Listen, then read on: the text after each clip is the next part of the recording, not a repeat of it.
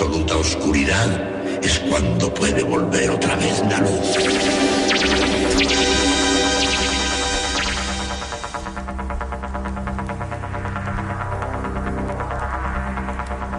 Estás entrando en el espacio en blanco.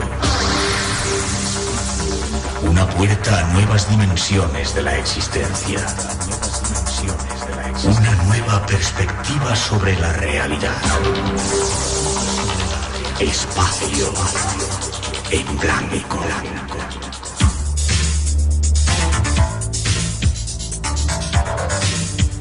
Una producción escrita y dirigida por Miguel Blanco.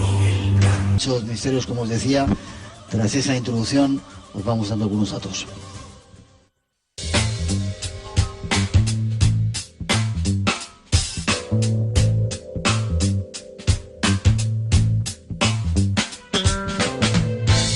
Son muchos los temas que nos esperan esta noche, pero antes, para comenzar con esta música, saludar a uno de nuestros anfitriones, Ulises Acosta, el organizador de este segundo Congreso Nacional del Misterio. Buenas noches, don Ulises. Buenas noches, Miguel. Vaya la que te has metido, nos has metido, ¿eh? Bueno, hay que hacer algo, ¿no? ¿Te gusta la música esta? ¿Tú que siempre estás ahí metido con músicas y eso? Me encanta, suena muy bien. Este es el lugar donde se va a hacer el Congreso, Teatro Juan Ramón Jiménez. Hay que agradecer al Ayuntamiento. Por supuesto, hemos tenido una gran colaboración. Bueno, primero, buenas noches, Telde. Muchas gracias por estar aquí. Hay gente, no solamente... Buenas noches. Decían también de Colombia y de algunos otros lugares de... Buenas noches al resto de paisanos de las islas que también está por aquí, alguien de Península que seguro hay, y también gente de Sudamérica que nos visita esta noche. Es un placer celebrar este segundo congreso aquí en Telde y lo hemos hecho gracias a la colaboración del Ayuntamiento de Telde, al que estamos muy agradecidos por cedernos estas instalaciones. Saben que los ayuntamientos económicamente están bastante fastidiados, pero bueno, tienen instalaciones como estas que ameritan que podamos celebrar este congreso aquí en Telde. Perfecto. Mucha gente nos dice todavía si hay posibilidad de venir mañana al congreso, si no tienen reservada su entrada o su asiento.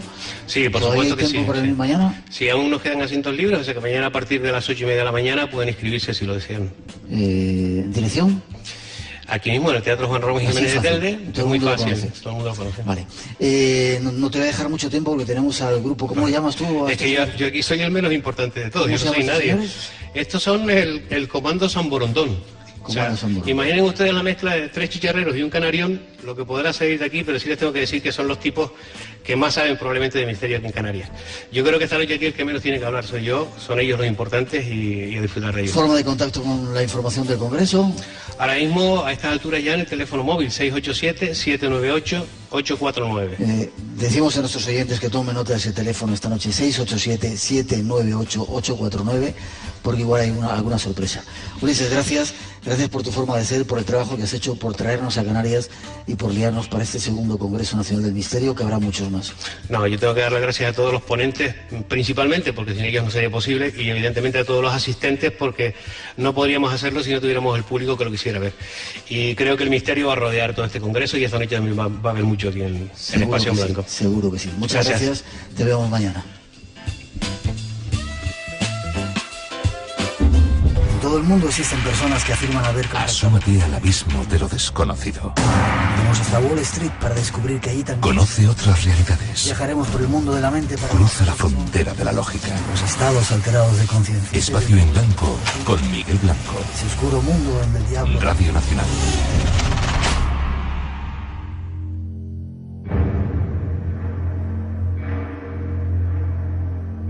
1:14 aquí en las Islas Canarias, 2:14 en el resto de España. Saludar a nuestros primeros invitados, ese Comando San Borondón que nos va a abrir. Son los primeros que mañana abren este congreso. Acaban de llegar de diferentes partes, tienen cara de cansado, van a dormir poco esta noche, aunque son una panda. Empiezo a presentarlos. Fernando Hernández González, buenas noches. Muy buenas noches. Siempre me ha encantado esos dos que tienes. Sí. Autor de la novela Taucho, la memoria de los antiguos, súper interesante, y miembro de un programa que se llama Crónicas de San Borondón. Gracias por estar aquí, por el esfuerzo de venir desde Tenerife, ¿verdad? Eres chicharrero. Sí, efectivamente. Luis Javier Velasco, buenas noches. Buenas noches. ¿Cómo estás? Contento de estar aquí contigo otra vez. Yo también, de que estés con nosotros. Escritor, periodista, colaborador de otro montón de revistas y de La Cara Oculta de la Luna. ¿Eso es un programa de radio? Sí, también, que tiene aquí Juan Carlos Saavedra y lo tenemos los lunes y bueno, ahí echamos las tardes con lo que más nos gusta, los misterios. Qué bien. José Gregorio González, compañero, ¿cómo estás? Muy bien, Miguel.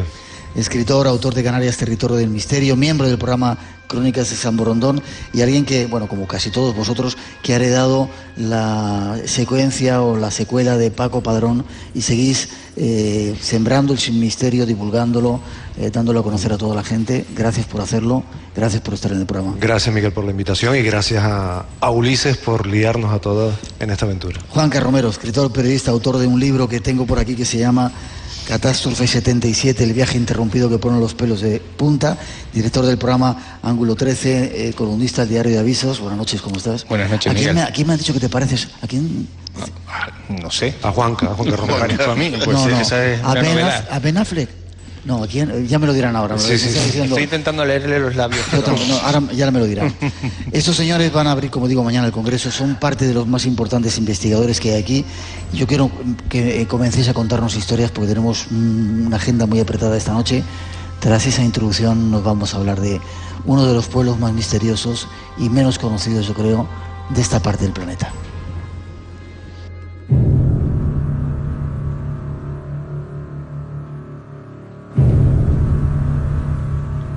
Cuando en el siglo XV los europeos conquistaron Canarias, se encontraron con unas sociedades muy distintas a las del viejo continente.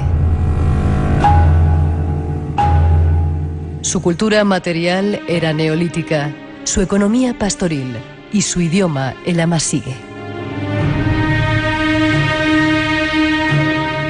Provenían del norte de África, donde todavía hoy habitan sus congéneres, mal conocidos con el nombre de bereberes o bárbaros.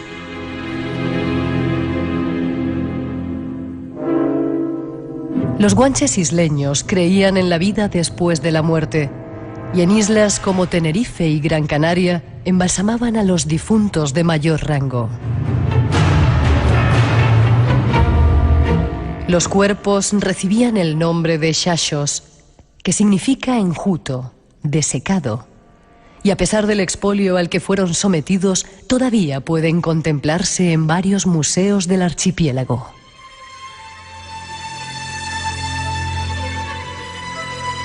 Los antiguos isleños lavaban los cadáveres con hierbas y agua y los sometían después a un tratamiento químico con manteca de ganado y otras sustancias de propiedades astringentes. Luego, dejaban que el cuerpo se secase al sol durante 15 días, en los que el cadáver podía ser ahumado por las noches o recostado sobre la arena durante el día.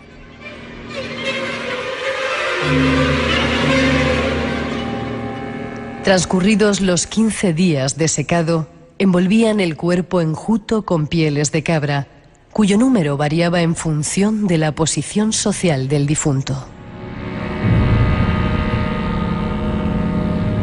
Por último, la mortaja se cosía y se marcaba para poder identificar al muerto en el futuro. Estas son algunas de las costumbres funerarias de los guanches, pero hay muchos más datos sorprendentes. Ahí están esos primeros datos. Fernando, yo primero me voy a dirigir a ti, aunque podéis intervenir cualquiera de los que queráis, ¿no? He leído una parte de tu libro, Taucho, La memoria de los antiguos, y hablas mucho de eso, de algunos rituales que tenían los guanches. Como te digo, yo creo que un pueblo muy desconocido. ¿Todavía se sabe la historia real o todavía quedan muchas lagunas por conocer de los guanches? Quedan muchas lagunas. De todas maneras, precisar, Miguel, que guanches, aunque se ha generalizado para todas las islas, es verdad que aquí en Gran Canaria, por ejemplo, eran los canaris, en Tenerife los guanches, igual que en La Palma los venahoritas. Tenían un nombre en cada lugar. Claro, entonces es verdad que a finales del siglo XIX se generaliza lo de guanche, pero es verdad que también hay que precisarlo para saber en el contexto donde nos estamos. ¿Y pertenecían a la misma etnia o eran razas tribus diferentes? A pesar de que en diferentes oleadas habían llegado a las islas, pertenecen todos de alguna manera al mismo ámbito geográfico, ¿no? ¿Llegaron de dónde? ¿De África? Sí, del norte de África. ¿Pueblos bereberes? Pueblos bereberes, además. ¿Sí? Sí. ¿No son descendientes de la Atlántida que dicen? No, hasta ahora que yo sepa, no. Vale. una vez, el año pasado hablamos un poco contigo de algunas de las costumbres. Vamos, si quieres, a las creencias espirituales. ¿Te creían en el más allá, en la trascendencia? Sí, ahí dentro del ataucho, que es como se denomina, yo he focalizado sobre todo en la tradición oral en Tenerife, y el ataucho es un concepto que se crea después de la conquista para preservar esa, de alguna manera, esa información, ¿no?, que se pierde. ¿Qué significaría el ataucho? Taucho es lo que se difunde, la oralidad. Dentro del ataucho, en el ámbito de las creencias espirituales, estaba la creencia, sobre todo en el ámbito de los muertos, la creencia en el Luyet, que es el mundo de transición, es donde al fallecer iban las almas, a la espera de volver a este plano de la existencia, o si no, partir directamente hacia Majek, ¿no? Dentro de los procesos, como se adelantaba en la introducción de la momificación, hay ciertos elementos, como por ejemplo la de un samarín, en este caso. ¿Qué es un samarín? Un samarín es lo que tendríamos en la equivalencia a un chamán. De hecho, la palabra nativa significa eso, hombre de poder, ¿no? Y todo eso venía de las culturas bereberes de África. Sí. Hay incluso bastantes datos, sobre todo dentro de la oralidad, que nos hablan de que lo que hasta ahora se había creído dentro del ámbito de las creencias, ¿no?, de los antiguos canarios, de alguna manera los cronistas lo recogen fragmentados, y en muchas veces pues no yendo directamente a la fuente, ¿no?, que en este caso es la Taucho en Tenerife. Yeah. Creían en una trascendencia, que el cuerpo moría, pero que el espíritu seguía funcionando por ahí. ¿Había cielo e infierno para ellos? No, existía, el Luyet era el mundo de transición, o más allá, que es la traducción de ese vocablo. Era un mundo de color naranja, es decir, es como un color naranja suave. ¿Sí? Sí, y además es el mismo color que toma los atardeceres, cuando el sol cae, y que aquí en Canarias se le dice el sol de los muertos, ¿no?, precisamente por esa extinción, ¿no?, de alguna manera, y ese color, esa tonalidad naranja que queda, ¿no? Una vez que permanecían en ese lugar, trascendían el tema de la momificación. Habían ciertos elementos, en este caso el samarín, que de alguna manera guiaba o certificaba de que el maxio, el espíritu de esa persona, trascendía hacia el Luyet, o de alguna manera no se entiende como un infierno, pero sí es Chinechi, y el Chinechi es de alguna manera un estado intermedio entre este plano y el Luyet, donde se quedaban los espíritus, las almas que habían sido malas, ¿no? Malas, entiéndase, no como el concepto cristiano de tal, sino que habían hecho en vida, dentro de los códigos éticos que tenían, habían hecho algo que no estaba dentro de sus normas, ¿no? ¿La mujer tenía un papel importante o estaba subyugada como muchas otras culturas? No, totalmente. La chamato, en este caso es el nombre de la mujer, se entendía como la dadora de vida, y por ende la que daba la capacidad de ser persona, por así decirlo, dentro de la sociedad. La madre, en este caso, transmitía la herencia espiritual, y el padre la herencia material. Yeah. Si dices que venían de pueblos bereberes, ¿por qué no hay momias en el Sáhara, en esos pueblos? ¿Por qué la momificación es una costumbre propia de aquí, o la trajeron también de por ahí? Se trae desde el continente, es decir, la momificación, pero no una momificación entendida como los la egipcios. Exacto, como la que podremos encontrar en Egipto. Es más bien, yo diría, hasta es decir, es un estado anterior, ¿no?, a lo que hacían los egipcios en embalsamar. Es verdad que el cadáver, como decía en la introducción, era lavado. En este caso podemos hablar de mirlados, porque no era una momificación en sí, sino era un desecado del cadáver.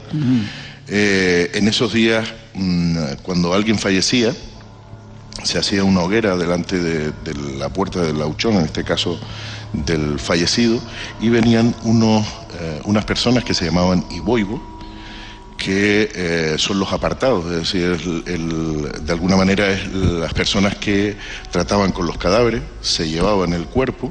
Además había toda una serie de rituales tendentes a significar el dolor, ¿no? Como es apedrearlos, gritarles para que no se llevaran el cadáver, y se los llevaban a lugares apartados que estaban acondicionados para ese menester, y después de hacer esas desecaciones, donde se utilizaban plantas, se utilizaban materiales, piedra volcánica en polvo, y encima de unas brasas con piedras, callados de mar, se le daba fuego, y se le iba de alguna manera secando hasta que tomaban una coloración acaramelada.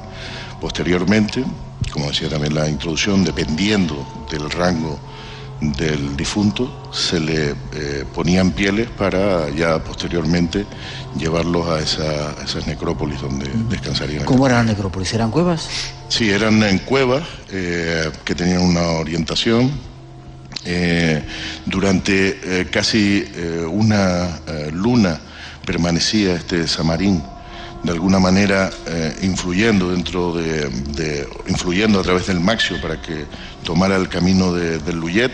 Además tenía como buen augurio que en esos días al Samarín le hubiera crecido el pelo o las uñas, quería decir que había tomado el camino correcto hacia el Luyet, y si eso no ocurría, pues se temía que el Maxio se quedara vagando entre nosotros y causara todo tipo de males a los vivos. ¿Y creían en los fantasmas, en los espíritus? Sí, además es muy común esa creencia todavía hasta hoy en día en esos maxios, ¿verdad? Esos espíritus que se arrimaban a los vivos para vivir de su energía vital y causarle todo tipo de afecciones, ¿no? Físicas. Durante un tiempo el pueblo guanche se cayó en el olvido. Muchas de sus tumbas fueron... a mí me han contado que había algunas de las cuevas donde se había encontrado una necrópolis guanche, se utilizaban para echar ahí escombros, se perdió un poco toda esa memoria. La hemos recuperado por fin. Ha vuelto el respeto por ese pueblo, que quizá fueron los castellanos cuando llegaron aquí. Siempre se ha custodiado inevitablemente siempre hay apariciones, ¿no?, de estas cuevas de manera fortuita, además, ¿no? Sí es verdad que a mediados, finales del siglo XIX hubo un expolio importante, y en siglos anteriores también, porque se puso de moda en las cortes europeas tomar el famoso polvo de momia, el otro día de ello, sí, que daba vigor. También como coleccionista hay una historia que estuvimos investigando hace poco sobre unas momias que quedan desaparecidas, que fue un regalo que se le hizo a Maximiliano I, el emperador de México. En fin, que tuvo una serie de procesos, pero muchas veces son cuevas que aparecen de manera fortuita, que no, o otras buscadas de profeso, ¿no? Pero sí es verdad que siempre se ha tenido respeto por el culto a los antepasados, sobre todo la gente de nuestro campo, y revelar dónde están estos lugares, pues poco que menos que es un aprobio contra nuestra cultura. Sí, quedan muchas por descubrir, muchas momias, muchas tumbas. Sí, hay bastante además. Tenéis que haber visto a los cuatro así diciendo que sí.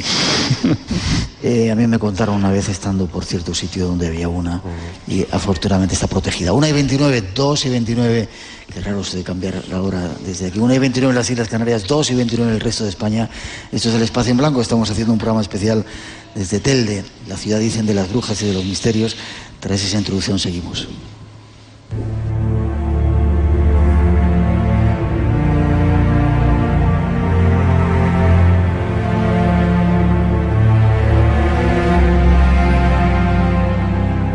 Nuestro próximo tiempo lo vamos a dedicar a conocer algo más de los animeros, una palabra que probablemente solo recuerden los más viejos de las Islas Canarias.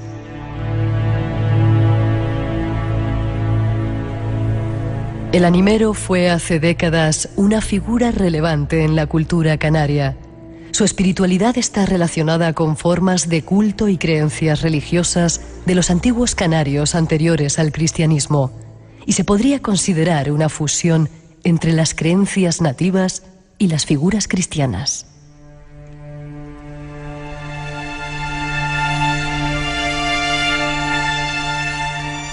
Existieron muchos de renombre, entre ellos don Agustín Alegría, el majorero.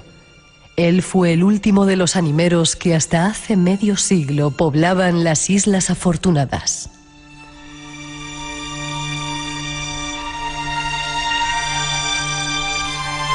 El animero fue una figura relevante en las sociedades campesinas hasta mediados del siglo XX, ayudando a las ánimas a pasar al otro lado. Eran santones o chamanes, a medio camino entre los médiums, los curanderos y los exorcistas, pues sanaban enfermedades y decían contactar con las ánimas de los difuntos.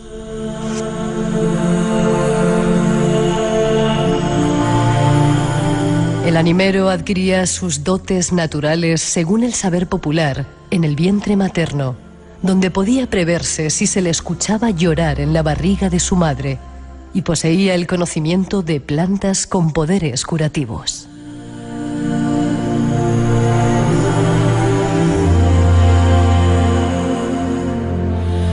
Tenía además otros medios que auxiliaban su oficio, permitiéndole identificar el sexo del alma arrimada o las motivaciones del espíritu para molestar a familiares y amigos.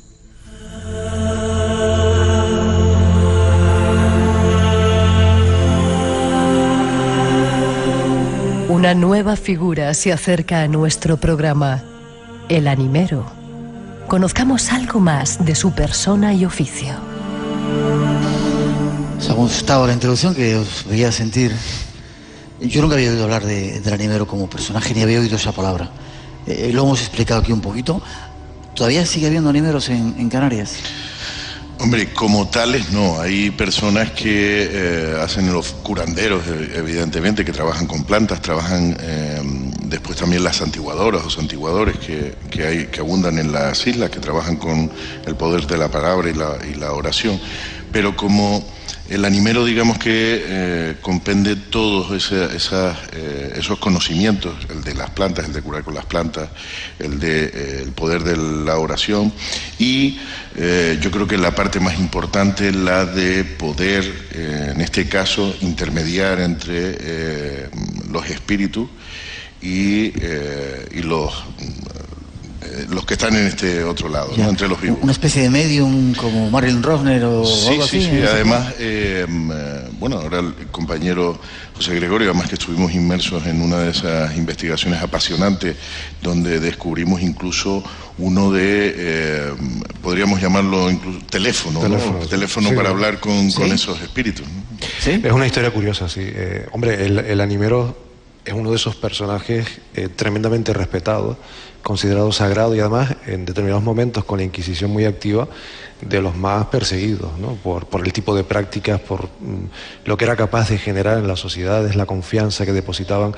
Claro, al fin de cuentas podías resolver con él los asuntos del más allá sin recurrir a las instituciones, iglesia, ¿no? A la propia iglesia, ¿no? Y nos llevamos una sorpresa que es muy interesante comentarla, ¿no? Cuando le seguíamos la pista al que consideramos que puede haber sido el último animero, ¿no? El que decíamos. Sí, Agustín Alegría, Agustín. Sí. En la Isla Baja, en Tenerife. Y bueno, la sorpresa fue que sus familiares conservaban un objeto, y era la primera vez que nosotros nos tropezábamos con eso, y que además encontrábamos referencia a un objeto.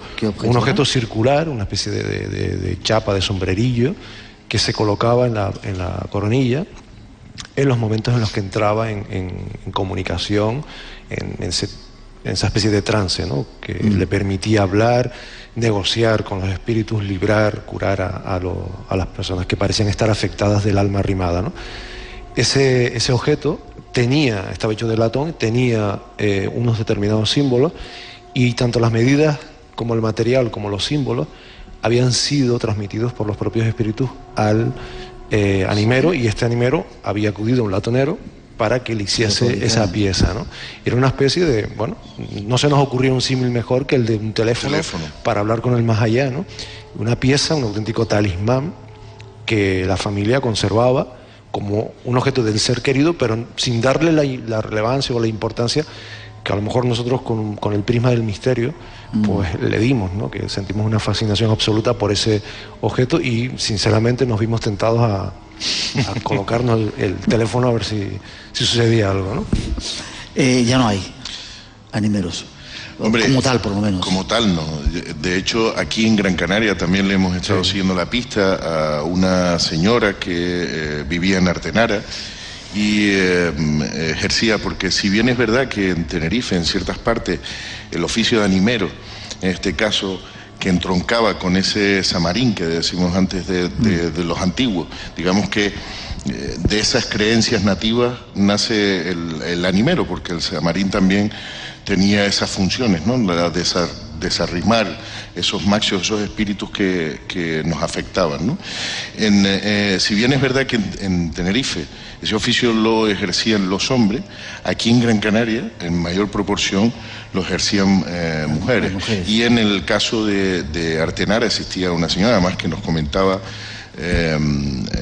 Víctor Pereira, un investigador de aquí de Gran Canaria, que es curioso porque decía que la señora no quería interceder entre los espíritus y los vivos, porque justo después de que los espíritus le pedían qué era lo que quería, una misa o que hicieran determinadas cosas, los vivos no lo cumplían y lo tenía que hacer ella. ¿Ah, sí? Qué curioso mundo el que se ha dado siempre en estas islas, ¿eh? Vamos a poner otra mínima introducción para que entréis todos los demás, pero os pregunto, ¿por qué son tan misteriosas las Islas Canarias? ¿Sois muy noveleros?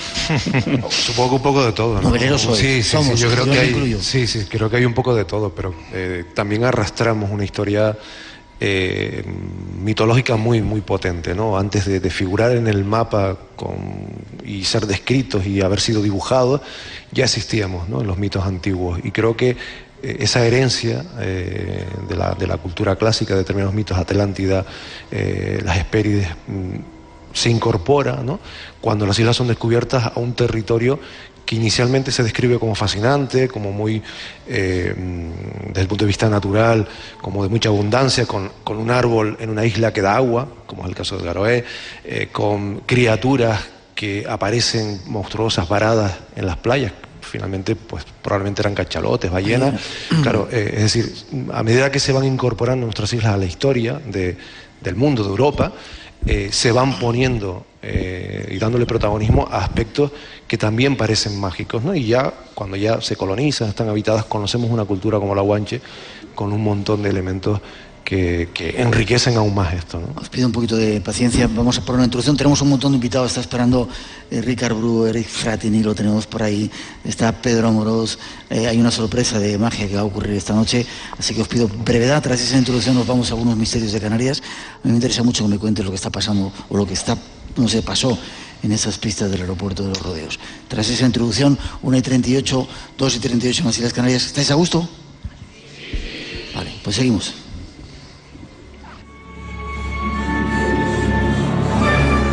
¿Quieres entrar en otros mundos? Espacio en Blanco te acompaña en este impresionante viaje en Radio Nacional con Miguel Blanco.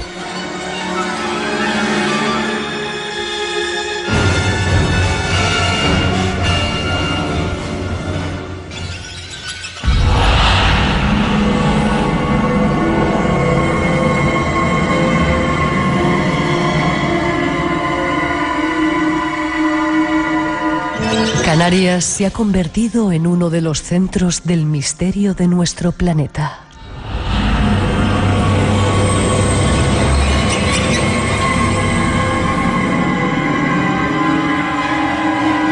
En estas islas existen lugares mágicos, donde los antiguos realizaban extraños ritos a los dioses de los cielos.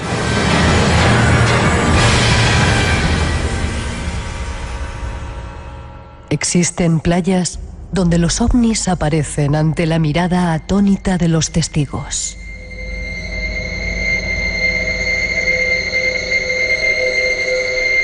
Extrañas luces y apariciones de enlutados, de perros y otras entidades vagan también por estos lares.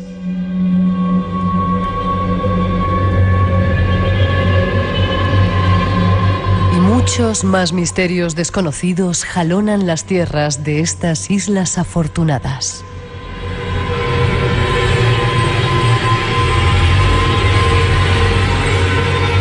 Nuestros invitados, expertos en todo ello, nos descubrirán en los próximos minutos algunos de estos misterios. Juanca, dice que te pareces a Jean Reno. Ni idea quién es, pero... Actor francés, guapo, alto. Ah, bueno, entonces debe ser mentira. Autor del libro Catástrofe 77, el viaje interrumpido, y además del Barranco de Badajoz, ¿lo escribiste tú también? También, sí, Barranco de Badajoz, entre leyenda y misterio. Luego hablaremos del Barranco. En estas islas, como decíamos, se concitan un montón de historias raras. En Barranco de Badajoz, lugares mágicos, lugares extraños, lugares de poder de los guanches, quizá, que nos tenga que decir alguno Fernando, playas donde se ven ovnis. Yo he visto las mayores o las cosas más interesantes en cuanto a ovnis. Bueno, la última fue en Perú, que estuvo muy bien. Las he visto aquí en estas islas, apariciones de perros, se nos van a contar ahora. ¿Qué pasa en las pistas? Brevemente, porque vamos a hacer un programa más amplio sobre ello. Lo fácil es relacionarlo con el accidente del año 77 de los dos Jumbo. Quizás sería demasiado osado, pero lo cierto es que en las pistas del aeropuerto de Los Rodeos y en toda la zona colindante surgen una serie de hechos que al final forman un crisol interesante. Te puedo desgranar algunos: apariciones, extrañas formaciones lumínicas relacionadas con el accidente, premoniciones. Y también un poco la parte antropológica, las historias, las leyendas que nos cuentan nuestros viejos, nuestros mayores, también en torno a ese lugar. Cuando no estaba el aeropuerto, supongo. Bueno, sobre todo cuando en la época en la que empezó a hacerse los trabajos de desmonte para crear la primera de las pistas. El aeropuerto empezó a funcionar de alguna manera en el año 1929, y aterrizaban aviones allí, y hubo gente expropiada, gente que a su vez empieza a generar el concepto de la maldición en torno a esa obra, y todavía hoy en día hay gente mayor que te la cuenta y te dice el por qué eso no debería de estar ahí, ¿no? ¿Todavía siguen diciendo que eso no debería estar allí? Sí, hay abuelos me refiero a nuestros mayores, que recuerdan cómo en su familia se echaban maldiciones a ese lugar, precisamente porque habían perdido parte de sus tierras, habían tenido que venderlas, malvenderlas, y eso todavía se cuenta, ¿no? Qué curioso. Otro de los lugares, hablaremos más extensamente sobre. ¿Tú has visto alguna entidad de estas en Los Rodeos? Pregunto. No, ahora lo fácil sería decir ya me gustaría, pero no, personalmente no. Pero sí, incluso del ámbito castrense, del ámbito militar, que como tú bien sabes, no siempre es habitual que un militar hable, y además lo haga con cierta soltura, ¿no? Desde el ámbito militar, porque allí hay dos zonas militares que son colindantes con las pistas del aeropuerto, y luego algunos vecinos que de forma muy, muy concreta describen apariciones incluso grupales en lo alto de la terrera del aeropuerto. Para que nos entendamos, la terrera es la parte superior donde está la pista de rodadura donde avanzan los aviones. Bueno, pues en ese montículo de apariciones grupales, incluso de lo que identifica algún testigo como menores, pequeñas entidades que se desplazan a modo de bucle y vuelven a aparecer en el punto de partida. Eso ocurre generalmente, bueno, estamos hablando de Los Rodeos, pero en los grandes accidentes, las grandes catástrofes, me viene ahora a la mente Alfaques, por ejemplo, esto es una secuencia que suele repetirse, ¿no? Qué curioso, ¿verdad? Otro de los lugares emblemáticos son pirámides, de las cuales hablaremos dentro de un momento con Ricardo Bru, que hizo otra de sus brutales investigaciones, que quería decir, en pirámides. Ahora viene por aquí Ricardo, que está por ahí. Barranco de Badajoz, ¿qué tiene el Barranco de Badajoz? Tiene todo. Es otro de los lugares donde yo más experiencias he vivido, más acongoje he vivido, más miedo he sentido. ¿Qué pasa allí? Fíjate cómo en un espacio natural tan reducido, porque estamos hablando de un espacio pequeño en comparación con otros lugares del mundo, se da, yo creo que casi todos los tipos, casi todos los fenómenos que conocemos, desde fenómeno ovni, sonidos extraños, anomalías lumínicas, piedras que caen, energías que llegan a empujar en unas ocasiones por la espalda a los visitantes, como ayudándolo a introducirse al barranco, y en otras muchas ocasiones empujándolo hacia afuera. Puede parecer como muy fácil soltarlo así, pero hay testimonios bastante sólidos, muchos de ellos, que avalan esa hipótesis. Seres blancos, seres de otra dimensión, todo ese tipo de historias forman ese barranco de Badajoz, ese crisol natural. Mucha gente no sabe dónde está. ¿Isla de Tenerife? No está en Badajoz, está en Tenerife, concretamente en el municipio de Güímar, está en la zona sur, muy cerca de la capital, a 20 y pocos kilómetros, y tiene el gran poder también de ser un espacio natural, yo lo digo, con una carga energética importante. Es un lugar al que vas y a lo mejor, evidentemente, probablemente no te vas a topar con el misterio puro y duro como lo entendemos, pero el contacto con la naturaleza y sobre todo la naturaleza contigo lo palpas en la primera visita, sin duda. Nosotros lo dimos a conocer junto con Emiliano Betancourt, Paco Padrón. No es recomendable ir sobre todo de noche a buscar experiencias porque puede llegar a ser peligroso y complicado. Claro. Luego hablamos, me dices, Fernando, algunos lugares mágicos de los Guanches. Acordaos de algún sitio que no se ha conocido en Canarias para lo divulgamos hoy. Luis, extraños perros que aparecen, ¿qué es eso? Pues se conocen por el nombre de tibicena. En realidad este vocablo viene de los antiguos canarios. Ellos hablaban, y su tradición ha llegado hasta nosotros, de una especie de perros lanudos, de un color negro azabache, grandes, incluso con los ojos rojos. Son seres espectrales que, digamos, no atienden del todo a las leyes físicas de la naturaleza. Pueden subir por paredes como si fuera un insecto, materializarse, incluso transformarse de persona a animal o viceversa. ¿Es una leyenda o hay algún viso de realidad? No sé si me has escuchado antes de empezar el programa contar una experiencia que yo tuve en la isla de La Palma. Sí.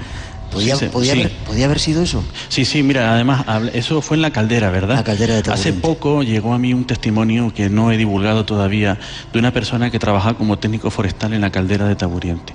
Entonces, él me lo contó y, bueno, hablando con él, le pregunté yo, bueno, ¿y de perros negros qué has visto? Y se quedó asombrado esta persona.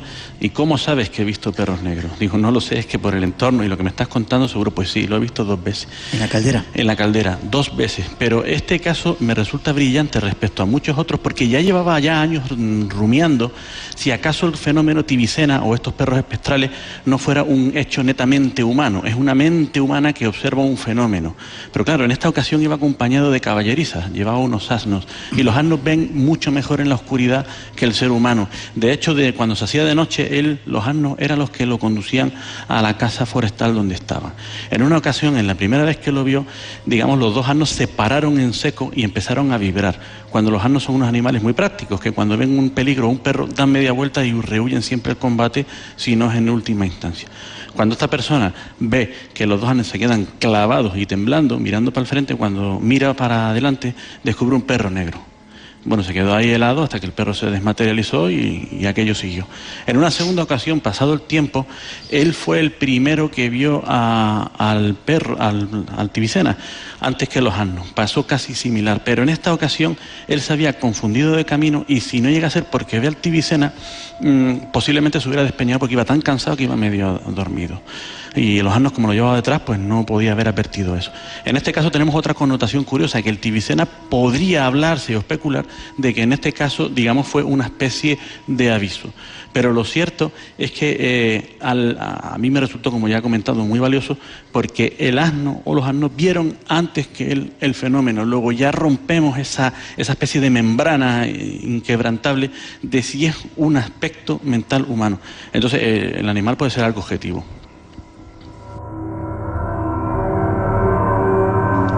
1:49, 2:49 en el resto de España, 1:49 aquí en las Islas Canarias. Lo que yo vi, he contado que iba a 4 patas, no recuerdo si iba a 4 patas o a 2. Sí, te daba la impresión de que iba a 4 patas. Pero era tremendo que el bicharraco. ¿Son grandes esos perros? Sí, ten en cuenta que no es un animal físico, se puede transfigurar. Tengo casos de que se han multiplicado en número, aunque de escasa entidad, o incluso de un supuesto tibicena con forma de cerdo, que es muy recurrente, que crece de tamaño. En realidad siempre he sospechado que detrás no hay causa sin efecto ni efecto sin causa. El fenómeno tibicena quizás se pudiera alimentar, como también estaba apuntando Fernando, a, digamos, seres espirituales que se alimentan del estrés y del miedo. Por eso se suelen aparecer en los caminos. Qué casualidad, en los caminos es donde hay seres humanos.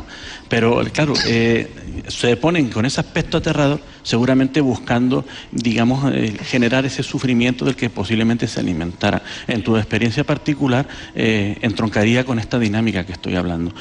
Sientes una precognición que te dice, sal corriendo, pero realmente no llegas a ver nada, pero lo percibes. No es el único caso que conozco. También en la zona de Gran Canaria he oído otro caso bastante similar, como que algo te persigue. Andar con cuidado los que estáis aquí por la noche, a ver si sale un perro de esos.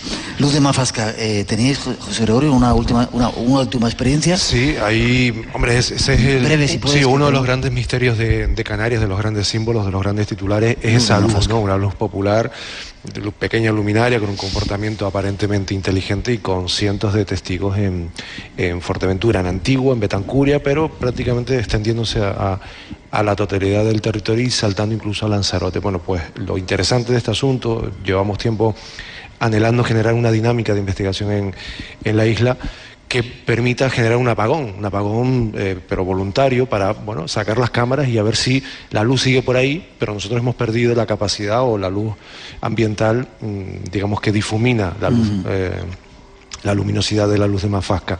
Pero, bueno, quizás no sea necesario hacer eso para tener una evidencia fotográfica, ya que hace aproximadamente 2 meses un informante de la isla nos proporcionó una fotografía para nosotros tremendamente valiosa, sacada hace 30 años, un tesoro de familia que se conservaba y que había sido fruto de una observación grupal de unas 30 personas en una playa de Tuineje, y bueno, en la fotografía es muy clara, mañana la mostraremos en el Congreso, pero hay, como te digo, una observación grupal que dura varios minutos, con el tiempo suficiente cuando se aproxima para ir en busca de una cámara de aquellas de, no sé si las recuerdas, de las de carrete, sí, sacar varias fotografías y en una de ellas aparecer de una forma muy clara, muy contundente, un fenómeno que es un símbolo, que es una seña de identidad de la isla de Fuerteventura en particular y de Canarias en general, y es misterio en estado puro, o sea, un misterio que se convierte en símbolo, en algo muy interiorizado, muy normalizado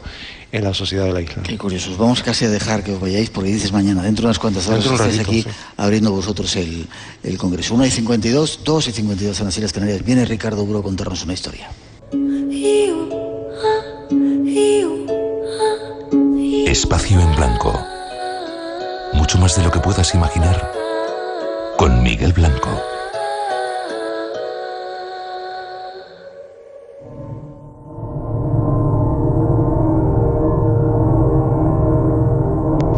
Fernando, me falta que me cuentes algunos lugares guanches poderosos, que hablemos mínimamente de esas pirámides de Weimar y esa experiencia que hizo Ricardo. Buenas noches, don Ricardo.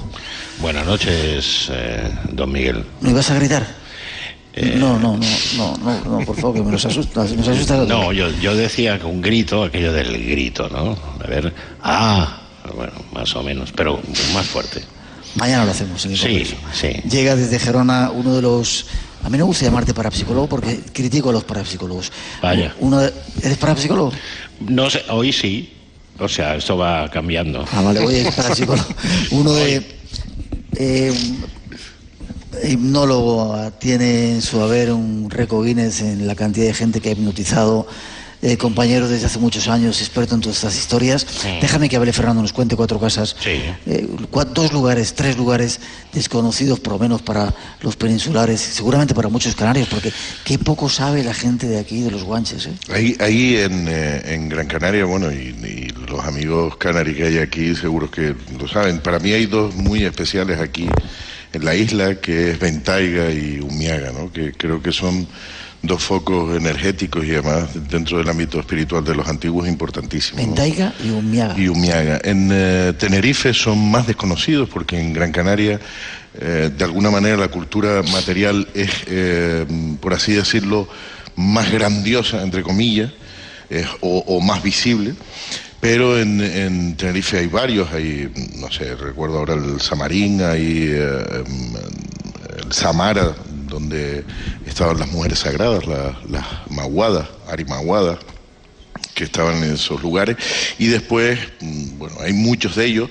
Curiosamente, la gente suele pensar que el Teide, como algo focalizador, ¿verdad?, de energía dentro de la cultura de los antiguos, y sin embargo, Teida es la perra.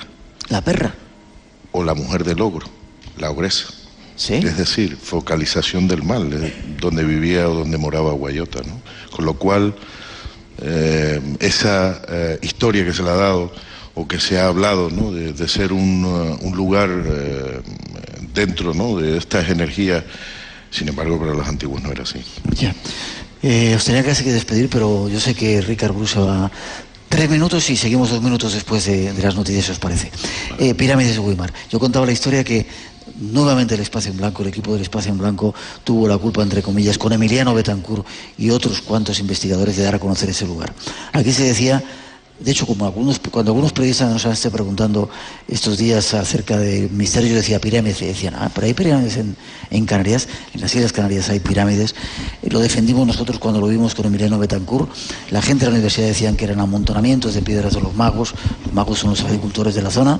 Hay pirámides, definitivamente, ¿verdad? Sí. 2 minutos y casi... Sí, tenemos memoria de pez, evidentemente, porque que te digan pirámides en Canarias después de la que armaste con Espacio en Blanco, la que, claro, todo aquel movimiento año 89, 90, 91, pues que no se haya enterado alguien de aquí, pues resulta sorprendente, pero ahora Pirámides es un parque etnográfico que recibe miles de visitantes de toda Europa, bueno, y de todo el mundo, durante todo el año, con esas estructuras que siguen siendo etnográficas desde el punto de vista oficial, siguen, digamos que prevaleciendo la hipótesis agrícola, aunque existen indicios muy sugerentes, pero todavía creo que hay perjuicios a la hora de abordar investigaciones en profundidad para clarificar ese asunto, porque tenemos datos, por ejemplo, de estructuras que sí parecen tener una antigüedad y una relación con elementos arqueológicos en la isla de La Palma, por ejemplo, una pirámide en Garafía, recubierta de grabados rupestres, ¿no?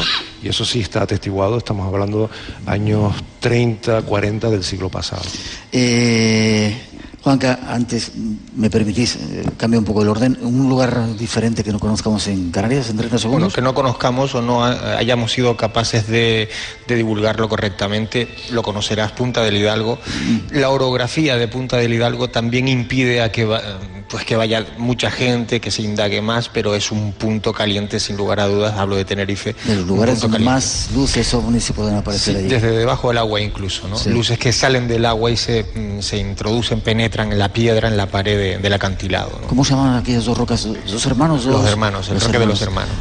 Qué curioso. Es un lugar además muy bonito en cuanto a lo geográfico, pero el misterio que tiene contenido hay que potenciarlo, ¿no? Si queréis ver ovnis, Punta del Hidalgo es uno de ellos.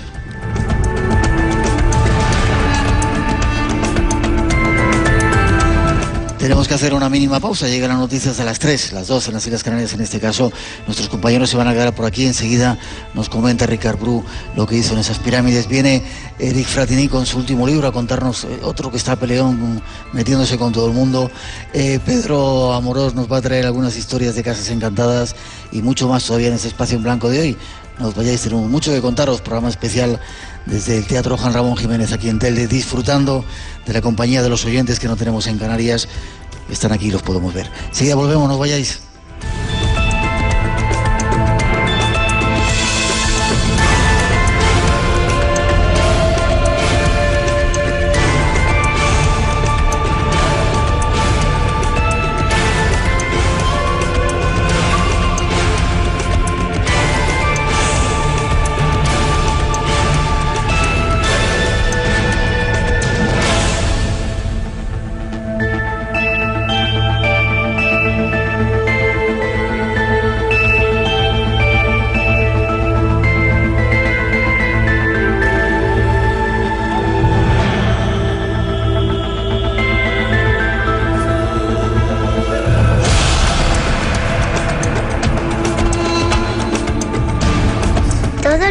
Del misterio en el Espacio en Blanco.